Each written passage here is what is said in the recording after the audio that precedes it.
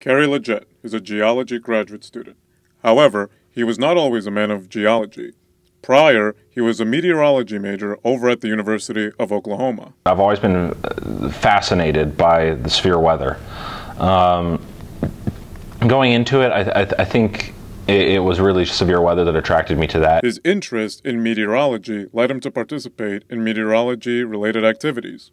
Most of the last 10 years during severe weather season, I've gone out and chased, purely as a hobby. My first time out storm chasing, I went out with an experienced chaser that one of my friends knew and chased with, and we spent, was about 2 weeks running around Texas, Oklahoma, Nebraska, Kansas. I think we even made it all the way up into Minnesota at one point. Oh wow, it's on the ground. It's on the ground. The best tornado Chip said he caught was the Silverton, Texas tornado that occurred on March 27, 2007. That formed right in front of us, and it dropped about 1.5 miles away from us and then just moved right through our field of view. Chip decided to study geology after attending the launch of NASA's Juno mission to Jupiter. I looked at him and said, "Look guys, I got the wrong degree.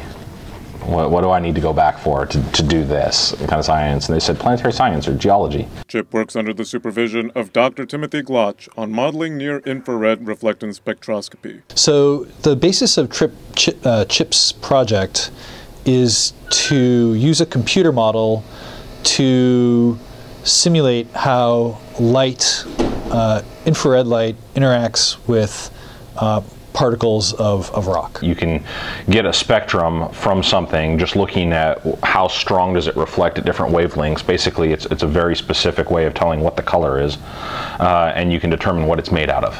Since I built the model, I know what it's made out of, and I can see what the resulting reflectance would be. I can then take that and compare it to something I don't know the composition of and see if I can figure out what it's made out of. So I think we'll have a much better understanding of the physics of the detailed physics of the light scattering processes on planetary surfaces, which is an area of research that people have been looking at for 30 years.